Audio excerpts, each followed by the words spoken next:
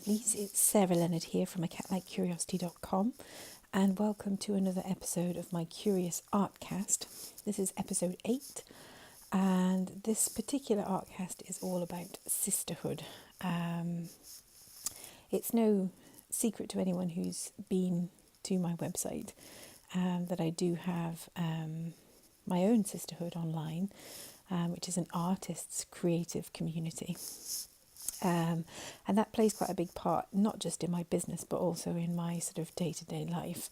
I spend an awful lot of time sort of interacting with people there and sharing different things, sharing different ideas, creating new challenges, creative challenges for people to have a go at each and every month and all of those kinds of things. So it's become something that is really very important to me. And that kind of comradeship, I suppose, is something that I've come to value quite a lot during my sort of day-to-day life. Not just online, but also in real life as well, in person. So that's kind of what I wanted to talk a little bit about today, is sort of developing that sort of sisterhood, developing those kinds of connections with other people, and how that can sort of have an effect on the things that you do in your daily life, on the way that you sort of perceive your general sort of sense of well-being, I suppose. It can have a huge impact when you feel like you've connected with people and people are connecting with you, they understand you, they relate to you, all of those kinds of things. It can be really a great source of comfort, actually, to find your tribe, to find the space where you belong. If you've never tuned into one of these artcasts before, the general idea is that it's a bit of a cross between an art tutorial video and a podcast.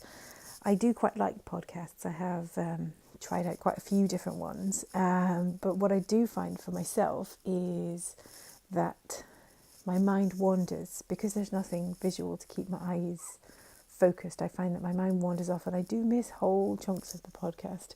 And I kind of thought, well, if that happens for me, it can't just be me. It must be other people who feel the same way, who maybe would enjoy a podcast, but they just need something to help focus their attention a little bit.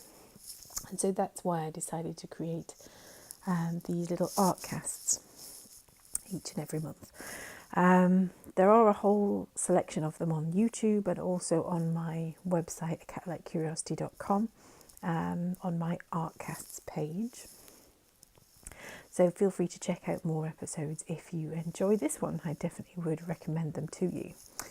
So in terms of finding different people and making connections with like-minded people, one of my go-to starting points would probably be with Facebook groups and Facebook communities.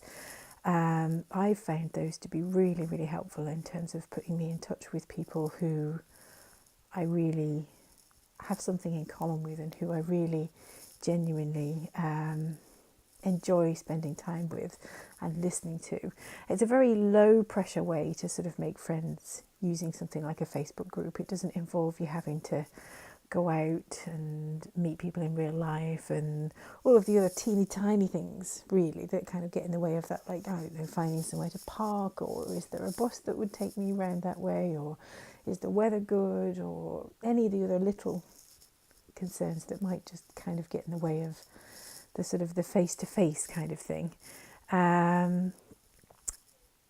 With the online stuff, obviously, it's a direct access thing. You're just there at home, you're comfortable, you're in your slippers, and you can spend good quality time, I think, with people via these little Facebook groups. And I do have my own Facebook group as well that you could choose to join if you'd like. It's called The Curious Community on Facebook, so feel free to have a little search and come and join us if you'd like to.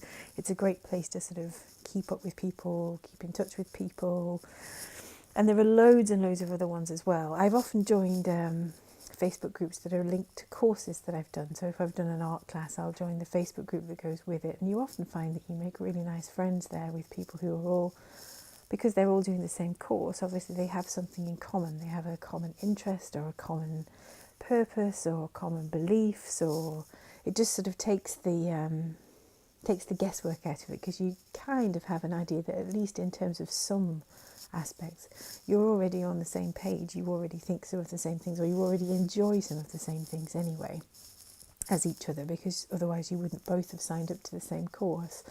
So those kinds of groups can be a really, really good starting point. And sometimes I like really large groups, so you get a whole bunch of people sort of all commenting and joining in, and you get lots of interaction and lots of things going on. And other times I kind of prefer smaller groups, because often with the bigger groups you can find that your posts get a little bit lost and not everybody responds to them and that kind of thing. But Facebook groups are definitely a really good place to start, and those are places where I have made quite a lot of friends, actually, people who I would genuinely count as friends, even though I've never really met them in real life. They've just been people I've connected with online. So I definitely recommend that. Other things you can do in terms of finding your tribe or your sisterhood or your people, a collection of people that you think you could get on with really well, that could support you, that could cheer you on when you're feeling a bit fed up, and that could kind of help you keep on track. Another good thing you could try would be local adult education classes. I know before I started my creative business, I did actually do a few adult education art classes of an evening in a local school. And I made some really good friends during those lessons, people that I would sit next to every week for about 10 weeks.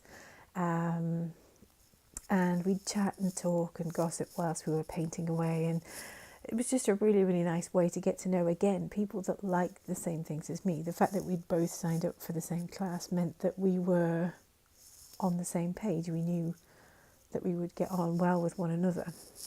So that's another place that you could actually look to find people who are like-minded, people who are like you, who like the same thing. And those adult education classes generally, I mean, I'm here based in the UK, but generally they're fairly affordable. I think that 10-week course was something like £40, which is very, very inexpensive. So I would definitely recommend that route, whatever budget that you're on. If you can afford to splash out on some online courses and classes, again, you can find some really nice like-minded people within the groups for those courses. So for my online courses, for example, there's a Facebook group, a joint Facebook group for all of them, and lots of people again meet each other through those groups, and it's the same for an awful lot of other online classes as well. You know, I've done online classes with Willowing, I've done them with Kelly Ray Roberts, and all of them have this lovely space in which you can meet other people and virtually get to know one another, which is really, really great. So those things I definitely would recommend. Other things you can do, have a little look and see. I know in my local area we have some creative, crafty co-op groups, and they often put on little crafternoons and little crochet sessions at local cafes and lots of those kinds of things, which can again be a really nice way of getting to meet people in a fairly low pressure environment, because you're all just there in the cafe having a nice cup of tea and a biscuit or whatever you might want, but also learning some new skills together at the same time, which can be quite nice actually. There's a real sense of camaraderie around learning something together with a group of people. So that would be another thing to look out for in your local area. You could also look out for local library events. Often, even if there isn't an event, often a local library is a good place to meet like-minded people who are perhaps choosing out the same books that you might like. They might like some of the same authors. I think the key thing here that keeps coming up over and over is finding people who you have something in common with. So putting yourself into a situation where you're likely to bump into those people who feel similarly to you and have similar interests to you. And whether that's online via Facebook groups and courses and things like that, or whether that's in person at local adult education evenings or local crafting events or any of those things, really the sky's the limit. It doesn't matter which route you choose to go down. I think the end result will be that you meet new people, you find yourself this little tribe of people that really kind of get you. I think sometimes people are quite lucky in that their family and those around them all like much the same things that they do, and that must be wonderful when that comes to pass. But for a lot of us, that's not really the case, or they might have their husband, they and their husband might both like to do the same thing. They both might really like doing, I don't know, darts or fishing or something. But in my case, myself and my husband, we like very different things, and that's fine. And we pretty much are happy to let each other kind of go off and do our own thing. We don't sort of force each other to come along to events that we know the other person won't like. But in that case, then you kind of need other people that you can turn to. And for me, the majority of my sisterhood, my tribe, my friends and people that I get on with are online. They're not local to me necessarily. I do have a few people locally that I meet up with, but on the whole, people who I would say were part of my sisterhood are quite far away. So that the online groups are the best thing for me, and it's something that I definitely would recommend to anyone who is feeling a bit like, do you know what, no one around here really gets me, no one seems to understand why I do this, why I don't have an ordinary 9-to-5 job, why I don't enjoy going to get my hair or my nails done, or whatever it is that make you think, oh, actually I don't have the same opinion as the people around me. You'll always manage to find someone that enjoys the same thing you do, especially if you cast your net as wide as the World Wide Web. There'll always be somebody who fits with you, if that makes sense. And the reason I recommend finding people who like the same things you do is because it just helps to fill your well a little bit. It makes you feel supported. It makes you feel understood. And that kind of connection that you have with people who like the same things you do, it's really priceless. It's one of those situations where you suddenly realise, oh, actually, I can just be myself here. I don't have to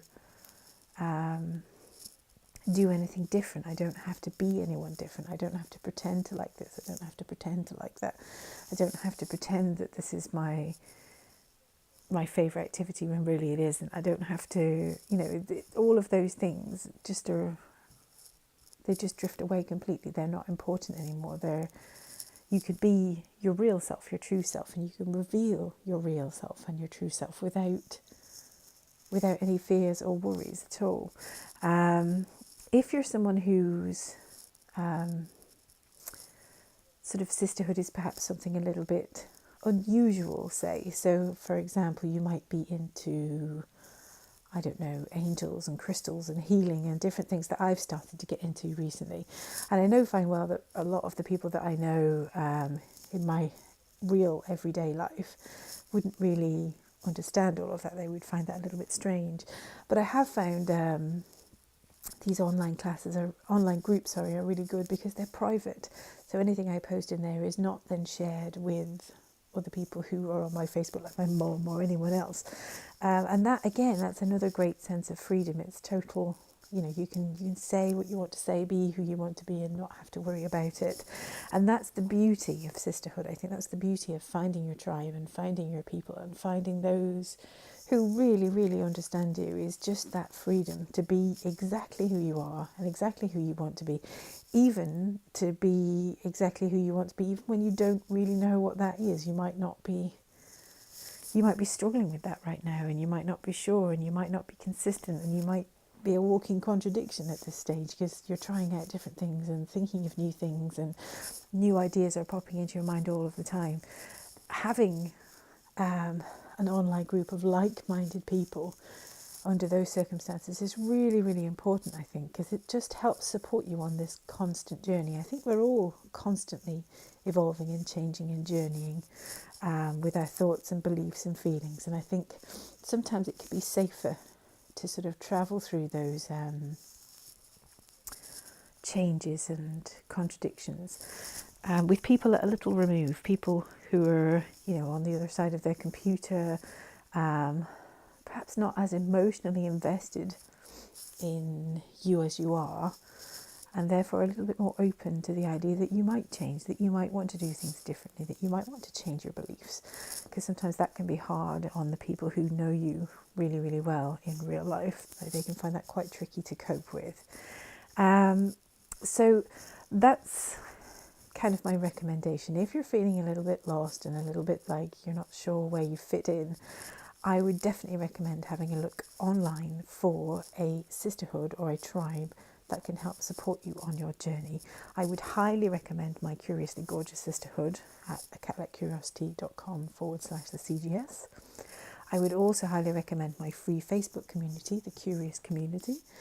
But other than those two spaces that I recommend, because I know they're good, they're mine, I would recommend having a good look around and seeing, whether online or in person, whether there's somewhere that you feel like your soul really fits, because there's no better feeling than feeling like you're in just the right place for you, in just the right space for you, getting just the right support that you need on the next leg or the next stage of your journey. It's something that I highly would recommend to anyone. So I hope that this Curious Artcast has helped you to start thinking about ways that you can introduce sisterhood into your day-to-day life, and I hope it's inspired you also maybe to have a go at a little bit of art journaling. I definitely would love to see the results if so. Thanks so much.